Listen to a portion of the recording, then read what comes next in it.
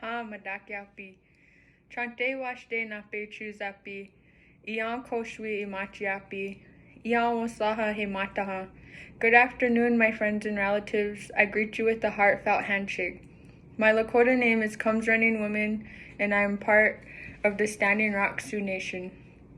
I am here today to ask the Native Nations, the original stewards of these lands and their allies and our accomplices, to help put pressure on the new Biden administration to shut down Dakota Access Pipeline and respect our Lakota Nation's sovereignty. In our Lakota way of life, water is our first medicine. That is why we proudly chant, Mini Wachoni, water is life. Water and our women of the world are our life givers, and we must protect their spirits at all costs. Right now, Dakota Access Pipeline, which should have never been built, is sending millions of barrels of crude oil through our lands and under our river, Minnesota, threatening our oldest elder known as Unchimaka, Grandmother Earth. 5 years ago, I joined 38 Oceti Sakowin youth, and we ran 1,200 miles across the U.S. from North Dakota to Washington, D.C. to help bring awareness about the dangers of Dakota Access Pipeline to President Obama. Not only has the pipeline desecrated our sacred land, but when the pipeline breaks, because all pipelines leak, it will affect millions of people and animals drinking water. Every morning, my 2 young daughters wake up and ask for a drink of water. What am I going to do when I am not able to give them a cup of water, or cook food, or give them a warm bath? On our long-distance run to the White House, we had requested a meeting with the Obama administration that was deciding the fate of the Dakota Access Pipeline.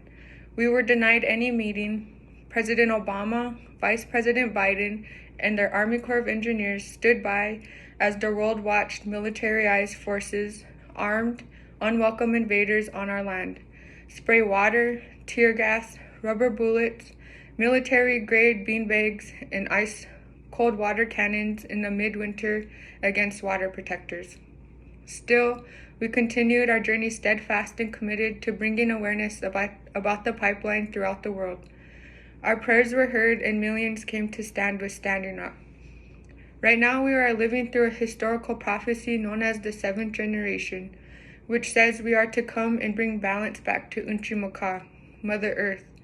If you look around the world, we are here and we are ready for change.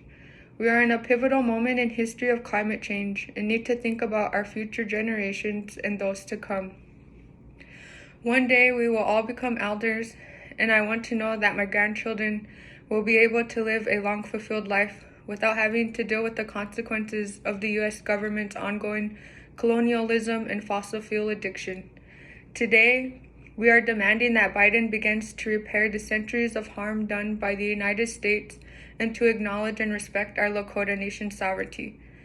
To President Biden and his oncoming administration, now is the time to shut down Dakota Access Pipeline. Midakye Oyasi. We are all related.